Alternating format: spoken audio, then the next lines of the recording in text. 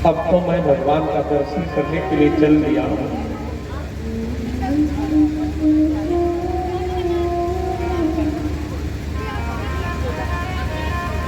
ध्रुव जी महाराज चल दिए भगवान का दर्शन करने के लिए।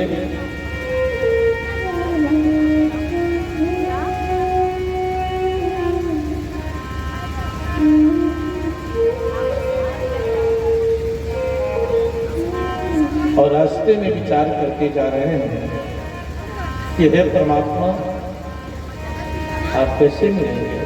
मैं छोटा हूं, कई सिंह बाघ लहरिये मारकर खा गए थे। फिर कहते कि नहीं नहीं, मेरी माँ ने कहा है, मेरी माँ ने कहा है कि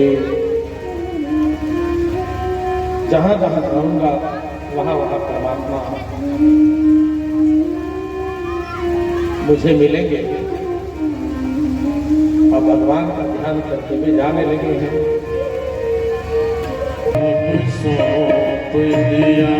सभी लोग गीत को गाएं। जीवन को सब भाग तुम्हारे हाथों में।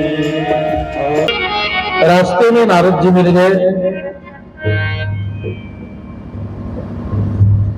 नारद जी महाराज ध्रुव जी की परीक्षा करना चाहे।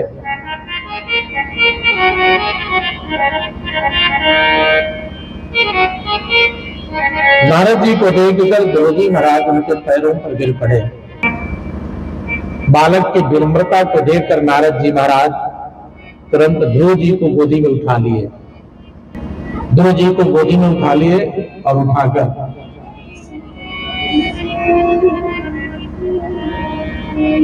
अपना दाहिने हाथ से ध्रुव जी महाराज के सर पर ऐसे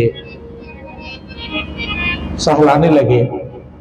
देखिए, जब महापुरुष का हाथ सर पर चला जाता है ना, तो सारे कलमश सारे विकार शांत हो जाते हैं।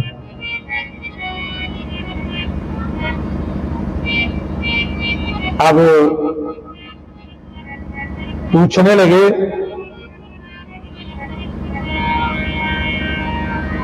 कि बेटा तू कहां जा रहा है? और जो ही ये गोदी में लेकर बेटा कहे, अब तो इनके आंखों से आंसू करने लगे।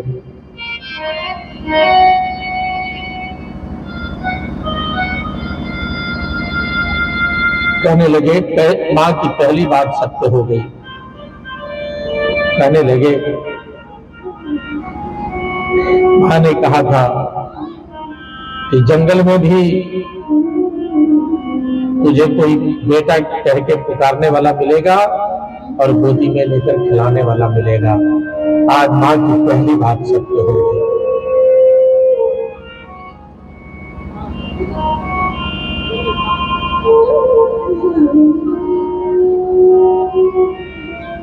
नारद जी पूछते हैं कि बेटा तू कहां जा रहा है? कहा, मैं भगवान का दर्शन करने के लिए जा रहा हूं।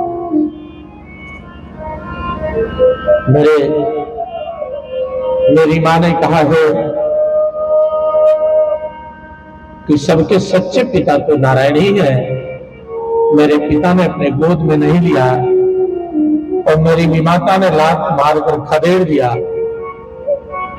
इसलिए मैं भगवान के गोदी में बैठने के लिए जा रहा हूं। कहे, अरे बेटा, अभी तो तुम्हारी खेलने कूदने की उम्र है, 5 वर्ष का है केवल, तो भगवान के गोदी में बैठने जा रहा है। भगवान इतने साधारण है क्या बेटा? मेरा विचार है कि साधारण पुरुषों के लिए ईश्वर को प्रसन्न करना बड़ा कठिन काम है। तो जिनकी कृपा की इच्छा करना चाहता है, ये तो दुराराध्य है। बड़े बड़े ऋषि कई जन्मों तक ईश्वर की आराधना करते हैं, फिर भी उन्हें ईश्वर मिल नहीं पाते। वे भगवान का मार्ग तो ढूंढते हैं किंतु जान नहीं सकते।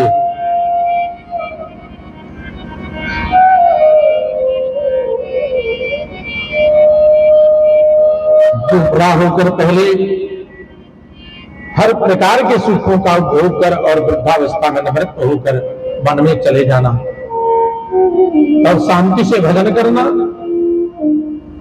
और भगवान का नाम जप करना। तो चाहता है कि भगवान तुझे गोदी मिले, किंतु बड़े बड़े ऋषि मुनि हजारों हजारों वर्षों तक तप करते करते थक हार जाते हैं, लेकिन अंत में भगवान का नाम मुख में नहीं आता है।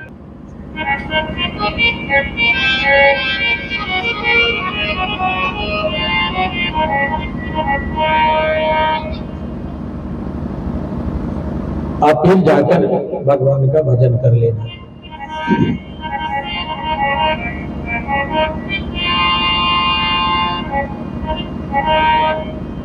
महाराज ध्रुव जी कहते हैं कि नहीं गुरुजी, जिस राज्य में मेरा अपमान होता है उस राज्य में मैं नहीं जा सकता।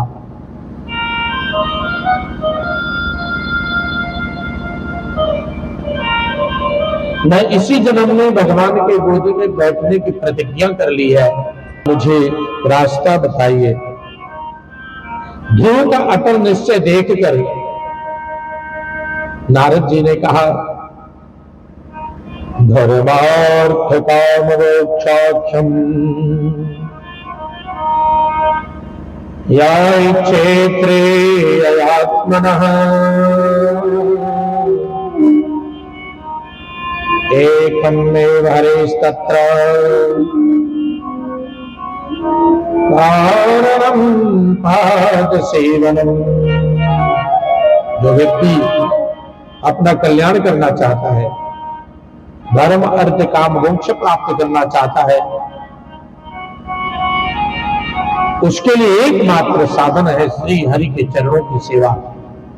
तो मधुबन में चला जा, और भगवान का अखंड वास है। तस्मात् गच्छ भद्रं ते जमुनायाः तटं शुभम् पुण्यं मधुबनं यत्र सान्निध्यं नित्यदाहरि। वत्स तेरा कल्याण हो, जमुना नदी के तट पर स्थित परम पवित्र मधुबन में तू चला जा। वहां श्री हरि का नित्य निवास है। वहां जाकर भगवान की मानसी सेवा करना, मन की धारा कहीं टूटे ना, मन से ही भगवान की सब कुछ करना। मैं तुम्हें एक मंत्र देता हूं, उस मंत्र का जप करना। मैं आशीर्वाद देता हूं कि तुम्हें भगवान 6 महीने में ही भगवान का दर्शन तुझे हो जाएगा। ओम नमो भगवते वासुदेवाय मंत्र देकर अब नारद जी वहां से चल दिए और ध्रुव जी महाराज के पिता के पास आते हैं।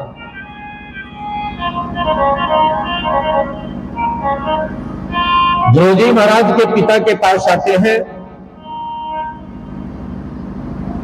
और इधर देखिए, जब तक आदमी रहता है ना पास में, तब तक अवगुण दिखाई देता है, अवगुण केवल दिखाई देता है।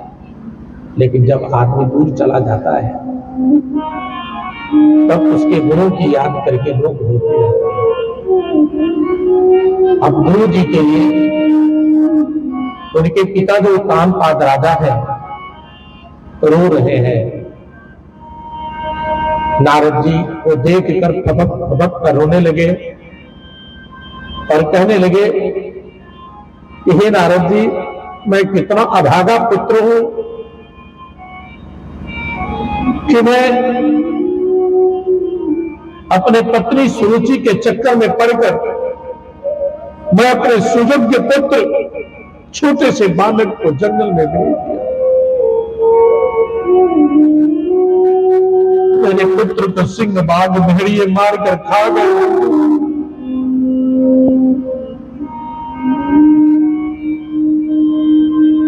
नारद जी कहते हैं कि हे राजन, तुम्हारे पुत्र ध्रुव को कोई नहीं मार सकता। मैं उसे आशीर्वाद देकर आ रहा हूं और उसे 6 महीने में ही भगवान के दर्शन हो जाएंगे। और इन 6 महीनों तक तू घर में रहकर केवल गाय का दूध पीकर 6 महीने तक भगवान की आराधना कर और भगवान से प्रार्थना कर कि हे भगवान, मेरे पुत्र ध्रुव को आप दर्शन दीजिए।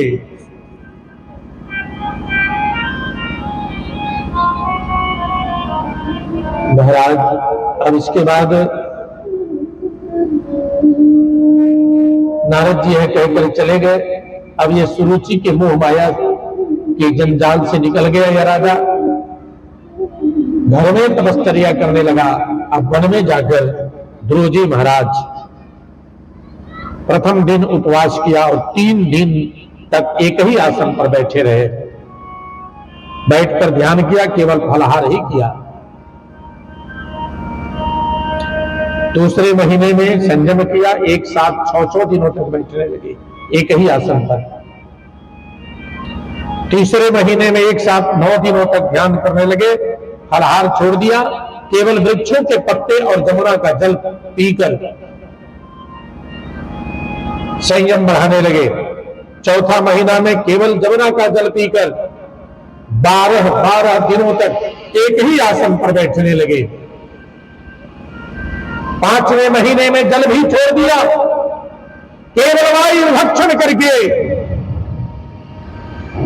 15 दिनों तक एक ही आसन पर बैठकर भगवान का ध्यान करने लगे। अब 6वां महीना आया, एक पांव पर खड़े हो गए, बाएं पैर पर खड़े होकर और हवा पीना भी बंद कर दिया। अब यहां पर देखिए, भगवान अब इनके हृदय में विराजमान है। आज जब इन्होंने हवा बंद किया, अपनी सांस लेना बंद कर दिया, तो जहां भगवान रहते हैं वही सांस वायु भी रहती है, हवा भी रहती है। जो ही श्वास बंद किया ध्रुव जी ने, समग्र सृष्टि की श्वास ही रुक गई, हाहाकार मच गया।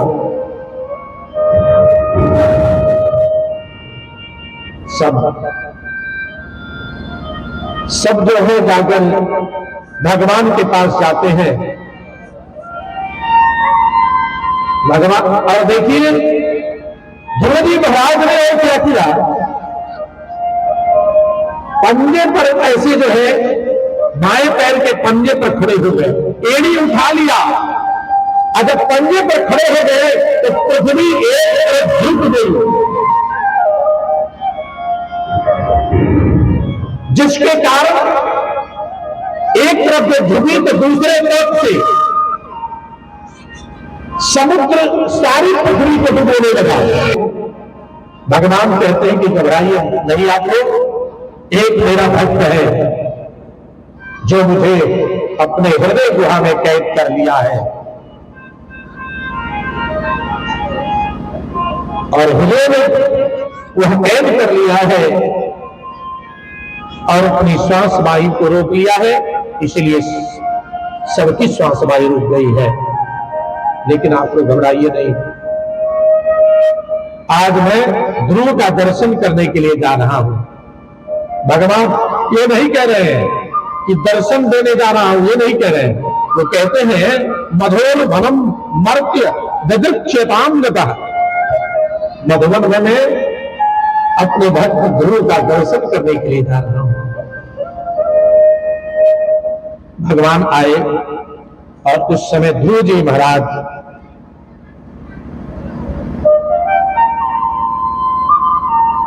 एक पैर पर खड़े हैं।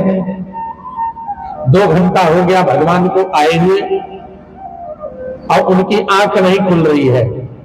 वो नहीं जानते कि हृदय में जिनका वो मूर्त का ध्यान कर रहे हैं वही भगवान दरवाजे पर आकर खड़े हैं, उनके सामने खड़े हैं। भगवान कहे कि बात होगा तो कब तक जो है आंख खोलेगा। अब भगवान जो है खड़े खड़े थक गए तो कमर पर हाथ लगा लिया, कमर दुखने लगी। भगवान जो है क्या किए, ध्रुव के हृदय में जो पिक्चर दिखाई दे रहा था भगवान का, भगवान ने पर्दा लगा दिया। और जब पर्दा लगा दिया तो भगवान दिखना बंद हो गए। जब बंद हो गए तो अचकचा के आंखें खोली तो सामने वही भगवान करेंगे, वही भगवान खड़े हैं।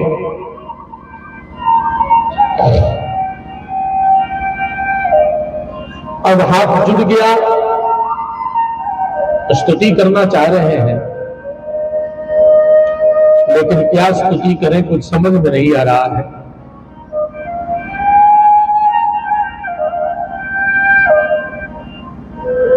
भगवान समझ गए कि ध्रुव मेरी स्तुति करना चाह रहा है, तो अपना शंख लिया और शंख से उनके गाल पर स्पर्श किया, और जो ही स्पर्श किया उनके मुख में